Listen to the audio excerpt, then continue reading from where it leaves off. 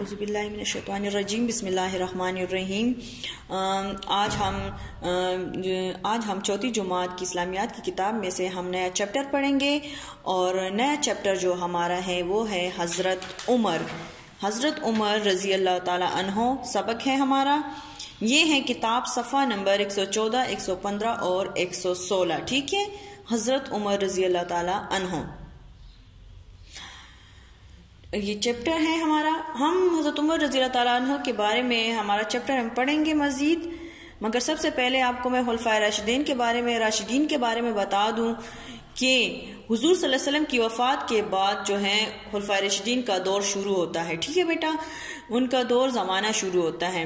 تو حضور صلی اللہ علیہ وسلم کی وفات کے بعد ان کا زمانہ شروع ہوتا ہے، اور خلفاء جو میں آپ کو بتا دوں، خلفاء حلیفہ کی جمع ہے، ٹھیک ہے بیٹا، حلیفہ کی جمع ہے، اور حلیفہ کا مطلب ہے نائب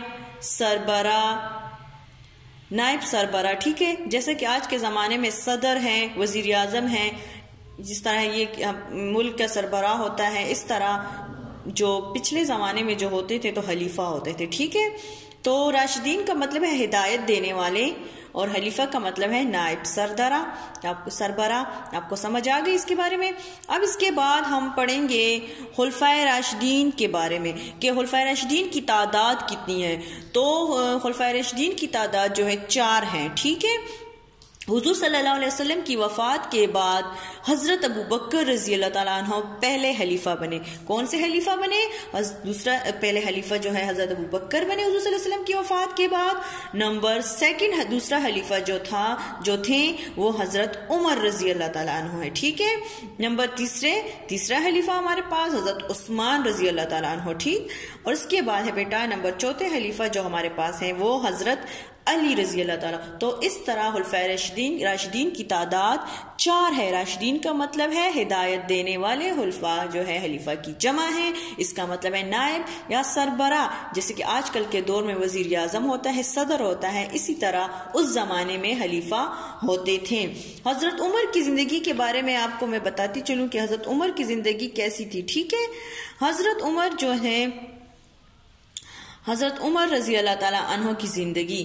حضرت عمر رضی اللہ تعالیٰ کے والد کا نام حطاب تھا، اس لیے حضرت عمر کو حضرت عمر بن حطاب بھی کہتے ہیں۔ بن حطاب یعنی حطاب کا بیٹا، ٹھیک ہے۔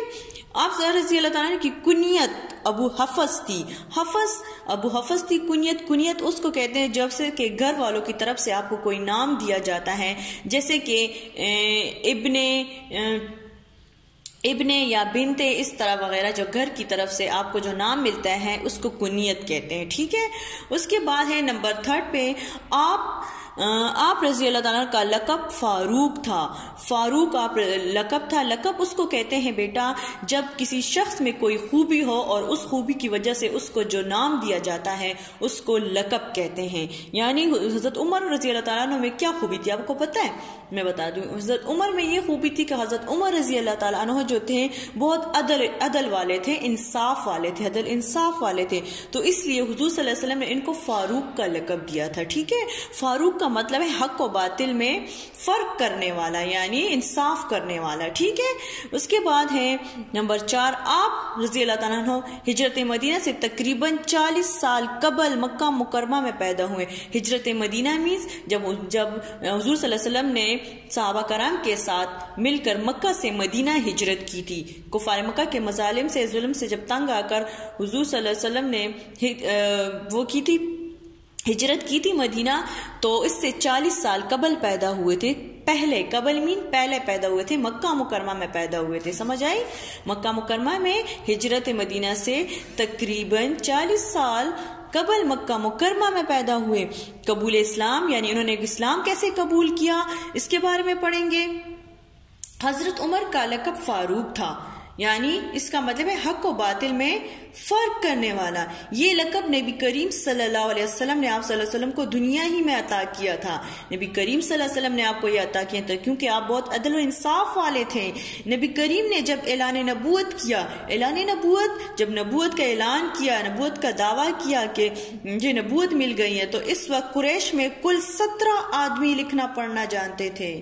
17 آدمی جو تھے، صرف 17 لوگ جو تھے وہ لکھنا پڑھنا یعنی ایجوکیٹڈ تھے، تعلیم یافتہ تھے، لکھنا پڑھنا جانتے تھے. ان میں حضرت عمر بھی تھے، حضرت عمر رضی اللہ تعالیٰ عنہ بھی تھے. اچھا، تو حضرت عمر رضی اللہ تعالیٰ عنہ بھی ان میں شامل تھے. ان کا اونچا قد تھا، مزاج میں سختی اور غصہ تھا، بہت غصے والے تھے. اب اس کے بارے میں پڑھتے ہیں کہ انہوں نے کیسے اسلام کیسے قبول کیا. تو اسلام انہوں نے ایسے قبول کیا کہ ایک دن جو ہے حضرت عمر رضی اللہ تعالیٰ عنہ جو تھے جا رہے تھے، تو راستے میں انہیں کسی نے کہا کہ آپ کہاں جا رہے ہیں؟ تو انہوں نے کہا کہ میں حضور صلی اللہ علیہ وسلم کے قتل کرنے جا رہا ہوں، نعوذ باللہ.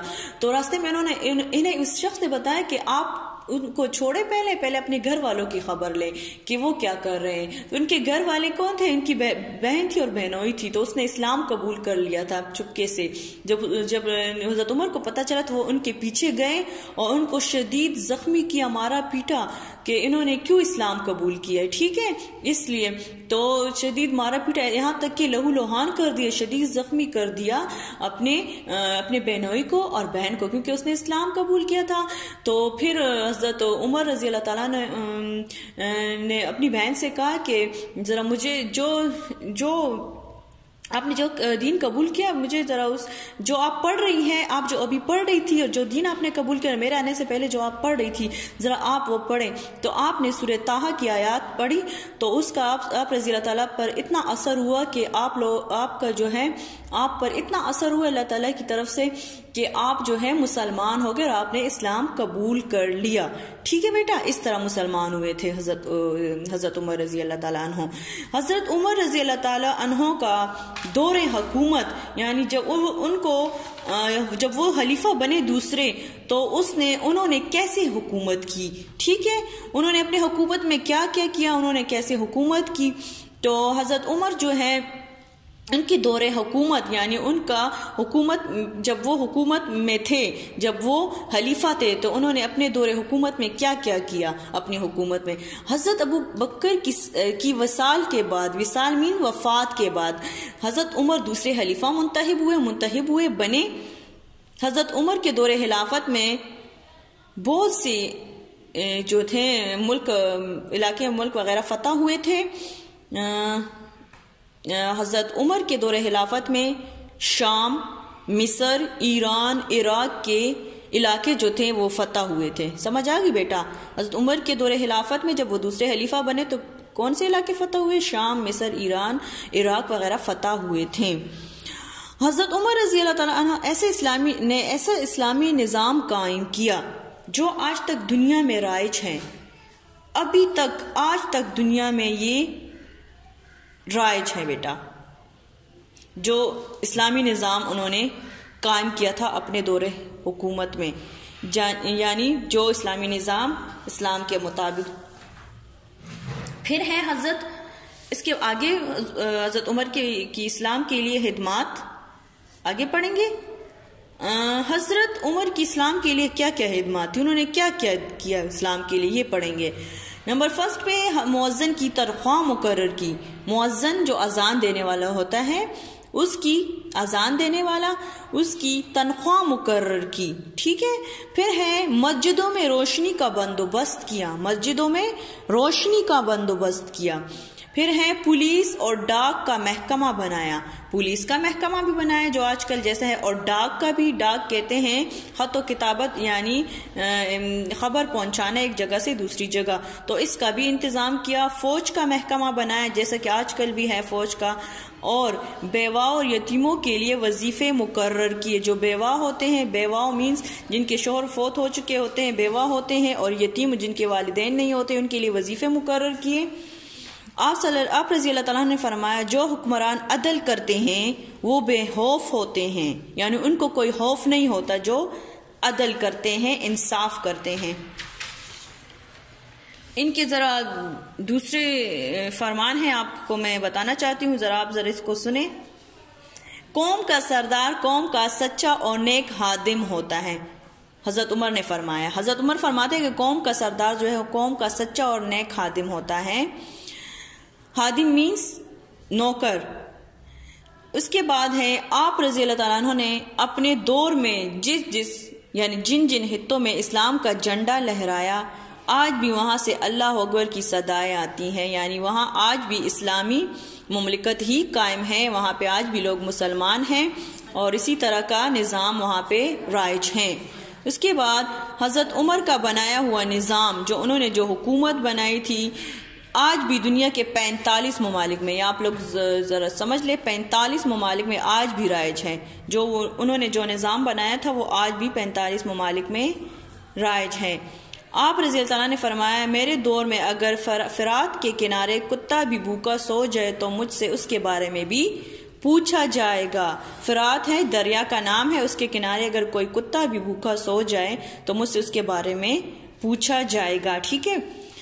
اب جو چیپٹر ہے ہمارے اس میں جو ڈیفیکلٹ ورڈز ہیں، الفاظ معنی جو ہیں وہ میں آپ کو سمجھانا چاہتی ہوں، ذرا آپ غور سے سنیں اس کو۔ عرض کا مطلب ہے وجہ، ڈاک خبر پہنچانے کا ذریعہ، ڈاک خانہ جو وغیرہ ہوتا ہے، ڈاک جو ہوتا ہے خبر پہنچانا کا ذریعہ، یعنی اس میں خط و کتابت بھی آتے ہیں کہ خط ایک جگہ سے دوسری جگہ، خط میں بھی خبر وغیرہ ہوتی ہے، ایک جگہ سے دوسری جگہ لے جانا، یعنی یہ ذریعہ ہوتا ہے خبر پہنچانے کا۔ غیظ و غضب، سخت غصہ، بہت زیادہ غصے والے تھے حضرت عمر، سخت غصہ۔ پھر ہے قصہ تمام کرنا، قتل کرنا، ختم کرنا۔